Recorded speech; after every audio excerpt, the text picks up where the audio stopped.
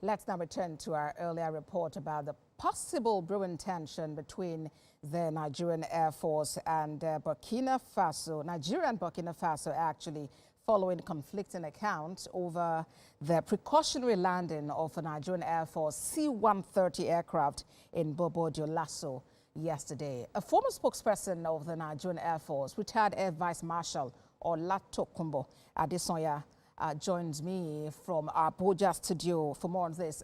Thank you for joining us at this time. Let's begin by getting your take on the conflicting account given by the Nigerian Air Force and the Burkinabe authorities. Not only was it contradictory, the Nigerian Air Force did not speak on the incident until hours later when rumors were rife. As someone who's been at that point speaking for the Air Force, how should this have been handled?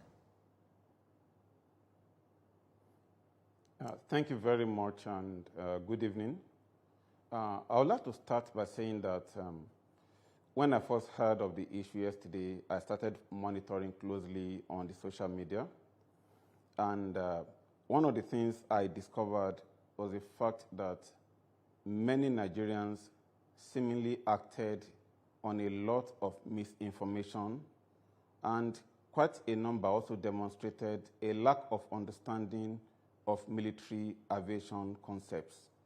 And I actually felt very bad when I read many comments.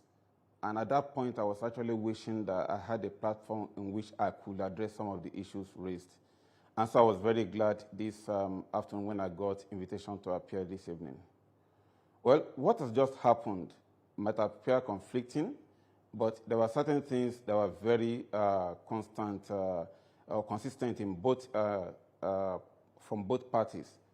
First, the aircraft in question was not as a result of the reported military operations in Benin Republic, but rather it was an aircraft that was going for what they call a depot level maintenance in Portugal. So the aircraft was not going on a normal flight, but what is known as a ferry flight. And the reported 11 that were inside the aircraft were actually members of the crew, comprising the pilots, the the flight engineer, the load masters, and the rest. And so the aircraft was reported to have a technical emergency. Ordinarily, there is a procedure to be followed, following ICAO guidelines, even though the aircraft is a military aircraft, as well as standard military, as well as customary international law. The first thing to be done is to declare an emergency, which I'm told in this case the pilot did, and he also requested to land at the nearest air base. Now, when a situation like this occurs, the principle is not to look for where there is clearance. The principle is to look for where there is safety. At this point, we're talking about the safety of 11 human beings as well as the aircraft. So it sought approval from the air traffic control, which it should, and it was cleared to land at that point in time. And I'm also told that the aircraft was, of course, the crew were received, and then it started doing what it should do, which is to rectify the aircraft. At this point, everything seemed okay, until suddenly things turned awry. Now, everything that happened up to that point is in consonance with standard international practice. Whenever there is a distress, that distress situation overrides the issue of regularizations, even though the host country will still be duly respected.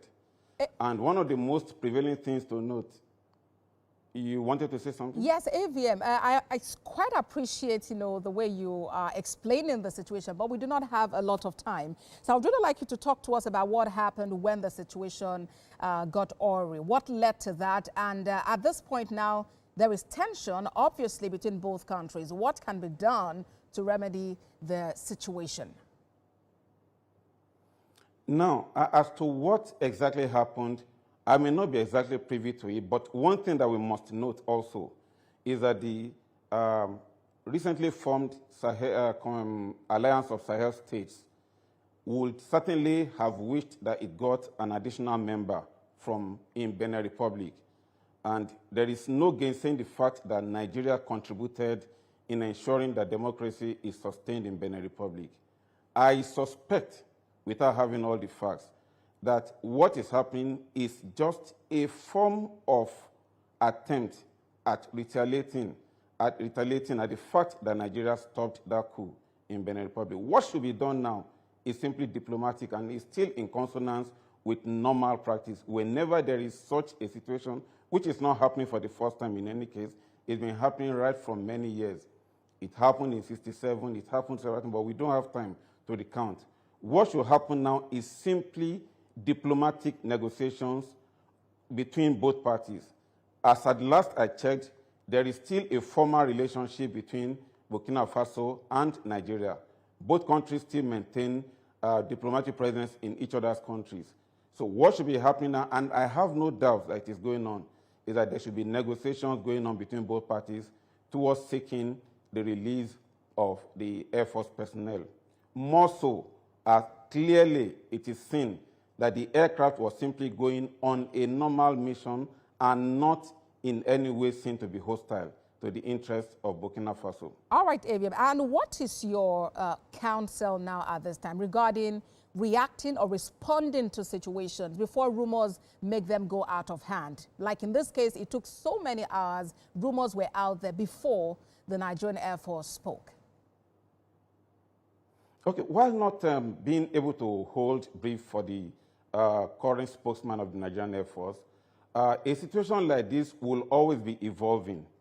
I would imagine a situation where he will prepare a statement and then the situation will change, and then he will prepare another statement and then another situation will evolve. Take note, these personnel were initially received and were given cordiality. So at that point, a different statement will have been out. And if he had hurriedly released that statement, you can be sure that the people who are asking that there should have been an immediate statement will also similarly ask and say that, look, the Nigerian Air Force was telling a lie. So I want to believe that he wanted to be very sure of what the exact situation was before letting Nigerians know exactly what the situation is at the moment. All right, then. Former spokesman of the Nigerian Air Force, retired Air Vice Marshal Olatokunbo Adesanya, thank you so much for talking to us on TVC News at 7. The pleasure is always mine.